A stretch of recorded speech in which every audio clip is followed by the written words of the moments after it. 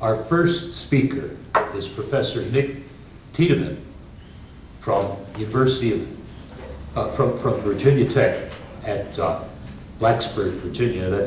Nick has been there for, what, 15? 30 years. And before that, his career had him teaching at Harvard at one point, and also as the senior economic advisor on the President's Council of Economic Advisors. Nick is going to present what I'm going to characterize as an actual economist's view of monetary reform. Is that fair? Okay. All right. You want to start? He's telling me he's ready. Please welcome. I suppose it's only fair to tell you that on a daily basis, I'm not a monetary economist. I teach courses in public finance, public economics, economic justice, but I've always had an interest in questions of money. Bobby Fremery and my father were good friends when I was growing up. So I was concerned with 100% reserves when I was in high school. So I've done a lot of thinking about the kinds of reforms of money and of banking that make sense to me. And I thought that this year, this might be the third or fourth year I've talked here, that this year I would put together my ideas about monetary reform and banking reform. So here we go. But begin with the problem. Inflation is a problem. When we have inflation, especially unanticipated inflation, we have unplanned transfers from people who are owed money to people who owe them money. And inflation makes it very difficult to count on the value, it makes it difficult to predict what the value of money is going to be in the future, and makes it difficult to have productive contracts. Deflation is occasionally a problem. The prices go down and you have the transfers in the opposite directions, and just as much difficulty in making good long-term contracts. Banking panics and collapses. We haven't had too much in the way of banking panics and collapses since the FDIC brought in insurance, although we're seeing now that we can have collapses of investment banks that cause considerable difficulty. We got rid of banking collapses by putting in the FDIC, and then we have the problem of banks not having adequate incentive to be careful with their money, because if they mess up, well, the government pays. So that's a problem with any insurance system. And well, it was more of we had our most costly episode with the Savings and Loan Association, which in a sense are another kind of bank. But I think it's very difficult to have insurance like we have on banks and motivate bankers to behave as responsibly as we would like them to behave. Sometimes we have tried to deal with the problem of possible banking collapse by limiting the number of people who are allowed to open banks. And when we do that, we give an unjustified monopoly profit to whoever it is who has permission to have a bank. If everybody can have a bank, then some are going to fail, and we have the problems of bank failures. Being concerned about the possibility of bank failure, we have regulation. And a lot of the regulations we have of banks are rather badly thought out, in my opinion, and not helpful to the economy. So it's hard to get regulation right, and there's more demand for regulation when you have the possibility of bank failures and then insurance to protect against it. Then we have the problems of international instability. The relative value of dollars versus euros or any other currency fluctuates from time to time, and the more fluctuations there are, the more we're going to have fluctuations in the demand for our products and other countries for their products, making it harder to have a stable economy. So, what would a solution look like? I think that a solution would include stable prices. Now, there are a number of economists who think that stable prices are not the best answer. That it would be good to have something like 2% inflation per year so that real prices will go down if nominal prices are stable. And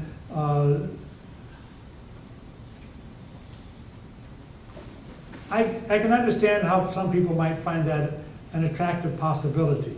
But it seems to me that if we had really steady inflation at 2%, if there's no uncertainty about it, people would build that into their calculations, and it would be just as hard to achieve price flexibility with stable 2% inflation as with stable prices. But I'm not completely sure about that. I think it would be good to have a public debate on the question of whether we really want, how badly we want stable prices. I think that we could get stable prices if we wanted them badly enough, if we were prepared to do what is necessary to get stable prices. So the question of how badly we want them, it seems, is a very important question. Thank you. But tentatively, I'm going to put stable prices in my definition of a solution to the problems of stable money and stable banking. No bank panics. I think everybody will agree that we don't want to have runs on the bank and banks collapsing left and right. No costly bailouts. We don't want to have to spend $500 billion on the savings and loan problem every now and then. We want a banking industry that is competitive. No monopoly profit for whoever gets to be a banker. I think that's part of the solution. No regulation of lending. It would be nice if bankers could lend to whoever they want to lend to based on profit considerations rather than have to satisfy regulators. No concern for the foreign value of money. Wouldn't it be nice if we could say, well, we're doing what we can do to manage our economy as well as we can. The price of the dollar relative to other currencies may fluctuate from time to time, but we're doing our share of creating stability, and it's up to other people to do their share. Okay, so that's what a solution would look like.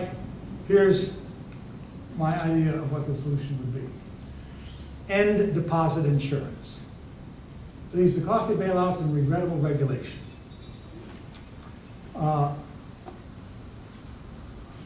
So, if I say that, well, there's going to be concern about runs in the bank, right? Runs on the bank. Prevent panics and runs in the bank instead by eliminating demand deposits with fractional reserves. When I say demand deposits here, I mean time deposits. In my opinion, it's basically fraudulent to say to people, you can have your money whenever you want it, and then go and lend that money out. You're counting on being able to sell the collateral, sell the loan if necessary in order to satisfy your depositors. And if it looks like things are going badly, they may all want their money at once. And the rules we operate on is if you get to the door first, you get all your money, and if you get to later, you get nothing. That's a dumb way to deal with the possibility of bad outcomes on loans. So my suggestion is also Steve's suggestion. If you want to put your money in the bank, it should be there in the vault. If you want to invest, invest.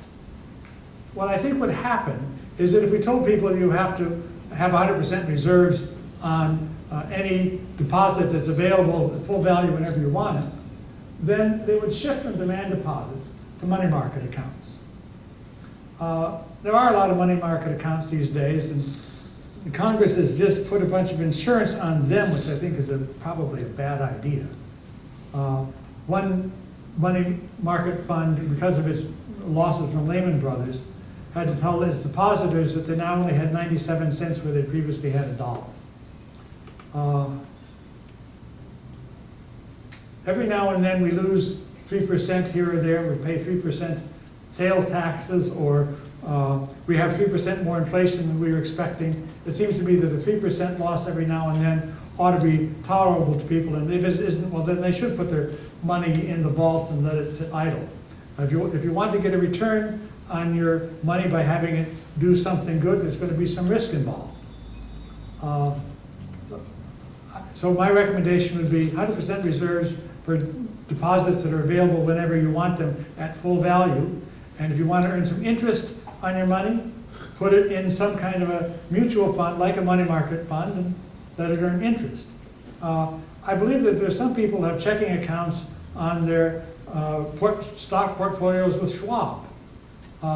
So you write a check, and if you don't have enough cash in your account with Schwab, they'll sell one or two of your stocks and create the cash and pay the check. It seems to me we ought to be able to let people write checks on whatever kind of investment accounts they have. So that's what I would suggest for the banking part. If you don't want money market funds, well, you want to put your money in the bank, pay the bank to store your money in the vault. Require all investment institutions to mark their assets to market and allocate losses to investors as any good mutual fund does. The unwillingness of institutions to mark their mortgage assets to market right now is causing a lot of freezing up of the financial system. People just aren't willing to recognize that things aren't worth what they'd like them to be worth. There ought to be some auctions of these distressed mortgage securities to see what the market will pay for them, and then everybody who has them ought to mark them to market and take that into account when anybody wants to cash out investments that are based on the value of those assets. Note, we would avoid runs on the bank by the fact that you would get the same amount of money for your deposit whether you were first in line or last. It's basically the unequal treatment of people who are first in line and last that creates runs on the bank.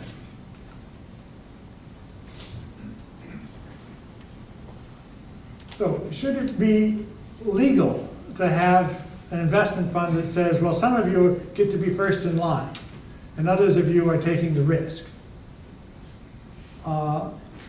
I generally like freedom of contract except where it involves fraud.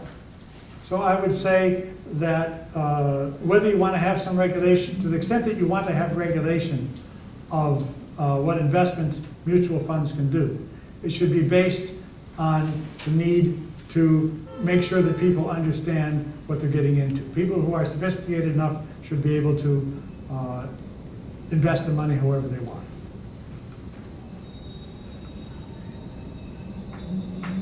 So we don't want to restrict the number of banks because it's unjust to say some people get to have the profit of being able to be a banker and others don't.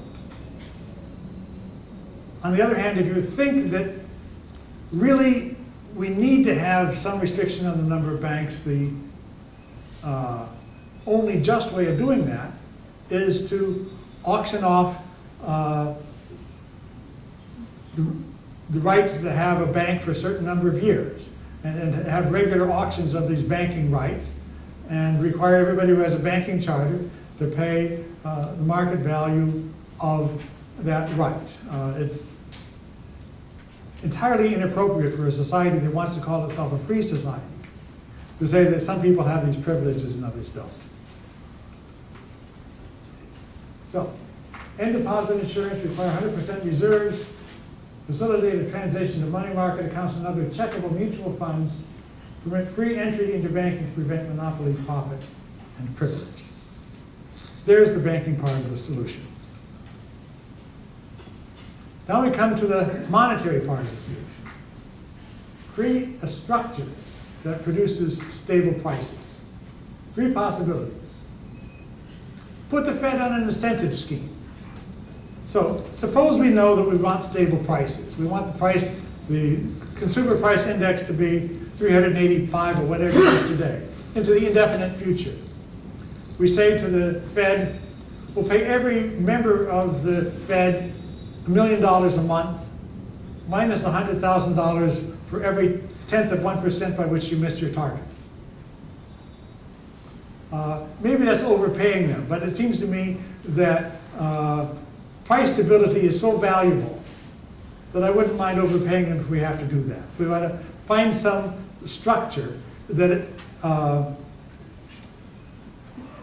induces them to be willing to be the people who decide what the increase in the money supply is going to be, and expresses how strongly we feel that we want them to get it right. We really want stable prices, and every month that they miss the pricing target, it's going to cost them. So they should think about that when they decide what to do for the next month. Possibility number two, use a gold index system. I don't like this. There are some people who do. It goes like this, that you go back on a variation on the gold standard, where you say that the dollar is worth some amount of gold, and the amount of gold that a dollar is worth varies from month to month.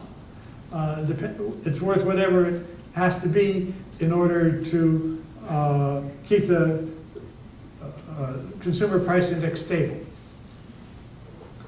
I think it would be hard to get that to work in practice because you have to keep changing the value of the gold. There's going to be some opportunities for speculation there for people who can make a good guess as to what the next month's consumer price index is going to be. Maybe you could get that around that by some kind of smoothing and averaging, but to the extent that you do that, you lose the price stability, or at least some part of the price stability that you're looking for.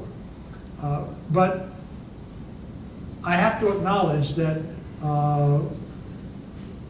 the idea of a gold index system is one way of achieving price stability that is coherent, and it's possible that when people thought through the options, they would find it more attractive than the alternatives. Define money in terms of a deliverable commodity or a basket of deliverable commodities with a price that is highly correlated with the overall price level. Now, this was the traditional gold standard, but gold fluctuates wildly in price. Partly that's because it isn't a monetary commodity now, but I think that if it were a monetary commodity, we would face falling prices as the economy expanded, and we would face sharp discontinuities in the price of gold as other countries went on and off a gold standard, because it has such an inelastic supply. I think that if you're looking for a commodity money, you want something with a much more elastic supply than gold as your monetary commodity. You want something that is highly correlated with the overall price level. You probably don't want to replicate the basket of everything that goes into the consumer price index, because a lot of those things are services, and it's hard to have a good contract for delivery of services of a specified quality. You also want to avoid things that are hard to standardize. Several years ago, I gave a talk here in which I described the advantages of having the monetary commodity be house bricks. In the past month, a new assistant professor has joined my department, and I've interested him in this idea, and he's been tracking down all the price indexes he can to see what is it that is most highly correlated with the overall price level. And he's got a very large number of prices that he might look at, and he's only looked at a few dozen so far. But so far, of all the ones he's looked at, by far the price index with the highest overall correlation with the general price index is the wholesale price of bricks and cement blocks. Okay? So my interest in a BRIC standard is reinforced. The common features of monetary solutions. Money has a reliable value. Money issuers promise to exchange paper money for something of value if money holders wish, tax themselves to do so if necessary. In order to achieve monetary stability, we need to say that if the price level rises, what we're going to do is to tax ourselves to bring money out of circulation so the prices will fall. Unless we are prepared to do that, we cannot get to price stability. And in my view, while the discretionary system of the sort that we have now has a possibility for getting to monetary stability, I think that the psychological impulse to just let it go when prices have risen a bit, rather than collect taxes and shrink the money supply, is just so strong. It's very difficult to imagine doing what is necessary. Let me go back and talk a little bit more about the kind of system for increasing the money supply that seems to me to make sense. I think we should regard society as a money issuing collective in which we all have equal shares, so that when the money supply needs to be increased, which it does regularly, we would just put the same number of dollars in everybody's bank account. And if the money supply needs to be decreased, well, you just stop putting the money in everybody's bank account for a few months, or perhaps take some money out if absolutely necessary. But just say the seigniorage from paper currency, the possibility of getting something for nothing, so to speak, is something that we're all going to share. When somebody turns 18, he gets his share of the money supply. When he dies, he gives it back. We're all in this together. It seems to me that with that kind of a system for adding to the money supply and subtracting from it if necessary, we'd have a much better chance of accepting the discipline that's necessary for stable prices than when the seigniorage is always collected by the government. Back to the characters of solution. Stable money from the money solution. No bank panic because the band deposits go. No cost of bailouts because deposit insurance goes.